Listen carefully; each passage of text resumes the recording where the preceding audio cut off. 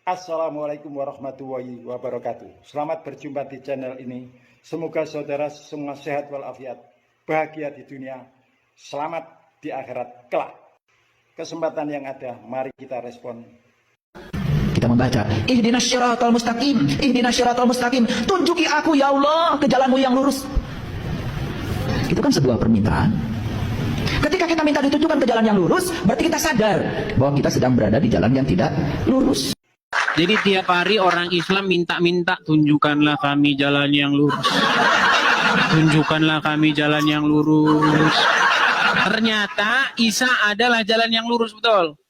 Iya. Iya, tuh. Jadi udah kasar gini bang. Bang Edis, arah mau ke Tanah Abang lewat mana? Lewat situ. Tapi Besok nanya lagi. Nanya lagi terus. Besok nanya lagi, besok nanya. Nanya terus. Pinter dia nih mikirnya ya. Gitu bang. Jadi memang ya teman-teman, banyak orang-orang Islam itu sudah banyak juga yang mulai mikir. Sekarang masih banyak orang doanya, sembayangnya, keinginannya, tunjukkan jalan yang lurus. Udah dikasih tahu tapi nggak mau. Nah di Alkitab ada dikatakan bahwa akulah jalan, bukan saja jalan, aku kebenaran, bukan saja kebenaran, aku kehidupan. Yesus itu bukan saja jalan, dia itu benar, jalan yang benar, dan dia itu kehidupan, jalan yang menuju kepada kehidupan. Umat Islam setiap hari berdoa 17 kali sehari semalam, minta agar diberi petunjuk jalan yang lurus. Itu karena satu, di dunia ini kan banyak sekali jalan, tetapi tidak menjamin keselamatan dunia akhirat. Kitab-kitab agama lain itu merupakan jalan, tetapi apakah pasti selamat bila manusia amalkan dalam kehidupan sehari-hari?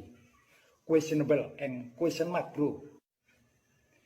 Yang kedua, di kalangan intern agama Islam sendiri terdapat ulama, asatid, kiai, buya, ajengan, dan seterusnya.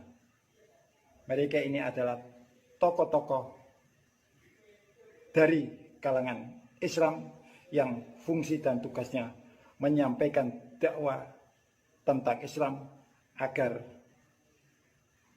berkehidupan sesuai dengan petunjuk dari Tuhan, sehingga selamat dunia akhirat. Tetapi sorry bro, sekali lagi saya mohon maaf, tidak semua yang dinarasikan sesuai, bahkan ada yang bertentangan dengan Al-Quran. Agar tidak fitnah, nanti akan saya sertakan buktinya. Untuk itulah kita perlu berdoa agar diberi petunjuk jalan yang lurus atau jalan yang benar. Tuan muslim yang berbuat dosa dan meninggal tidak sempat taubat menjadi penyebab mereka masuk neraka, ini hanya sebatas sampai bersih dosa-dosanya. Setelah dosanya bersih maka dia akan masuk ke dalam surga, kecuali yang ketiga, berdoa minta petunjuk jalan yang lurus. Itu bukan posisi kita umat Islam berada dalam jalan yang salah atau tersesat, dan atau bukan berarti bukti bahwa agama Islam itu agama yang salah, atau agama Islam itu tidak menjamin keselamatan dunia akhirat sebagaimana narasi yang disampaikan oleh orang lain. Tetapi agar istiqomah sampai akhir hayat. Demikian. Berdoa minta jalan yang lurus merupakan manifestasi kerendahan hati sebagai makhluk terhadap Allah, agar setiap saat umat diberi petunjuk jalan yang lurus sehingga berjalan on the track sesuai Al-Quran dan Sunnah terpilih. Berdoa minta petunjuk jalan yang lurus merupakan manifestasi dari karakter manusia yang lemah dan tidak sempurna, sehingga butuh minta pertolongan kepada yang maha segalanya, yakni Allah Subhanahu wa Ta'ala.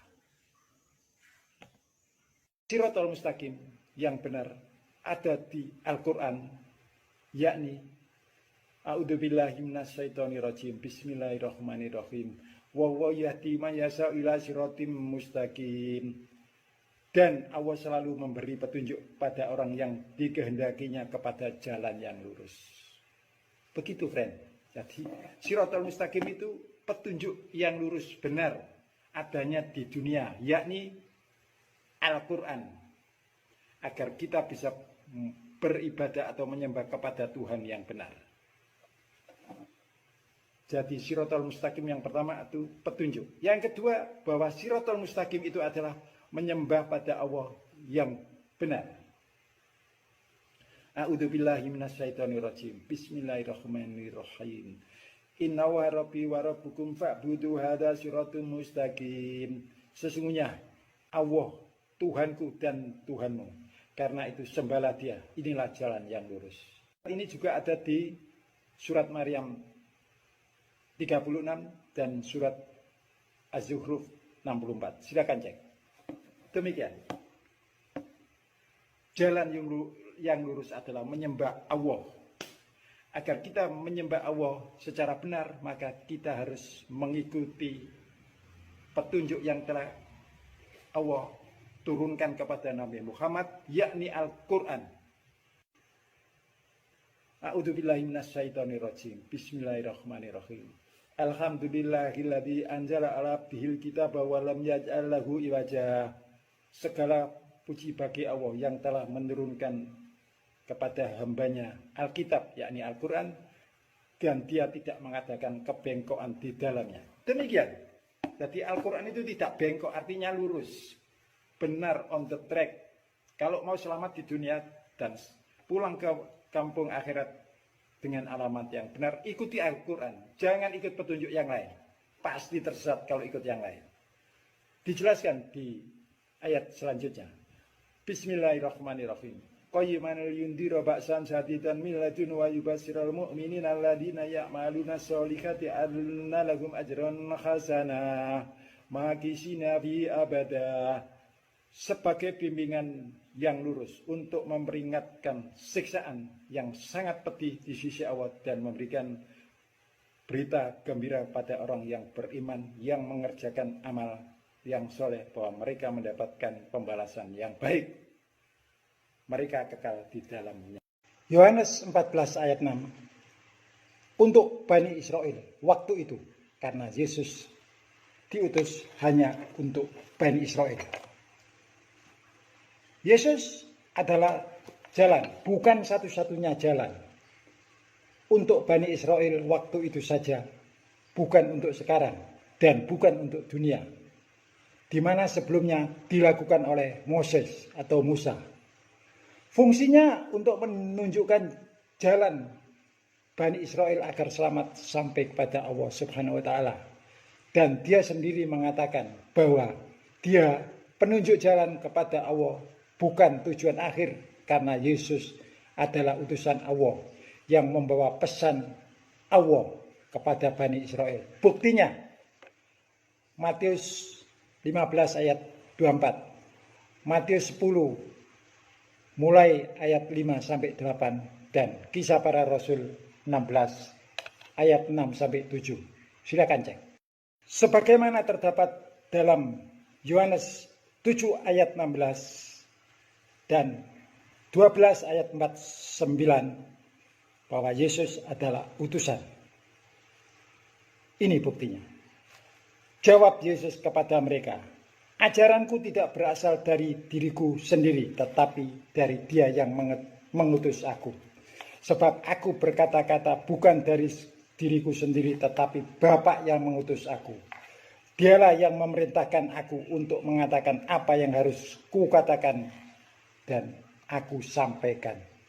Yesus mengakui dirinya Rasul, bukan Tuhan. Diperkuat di Yohanes 17 ayat 3. Inilah hidup yang kekal itu, yaitu bahwa mereka mengenal Engkau satu-satunya Allah yang benar dan mengenal Yesus Kristus yang Engkau utus. Yohanes 7 ayat 16, Yohanes 12 ayat 49 dan Yohanes 17 ayat 3 mengkonfirmasikan bahwa Yesus hanya Rasul, bukan Tuhan.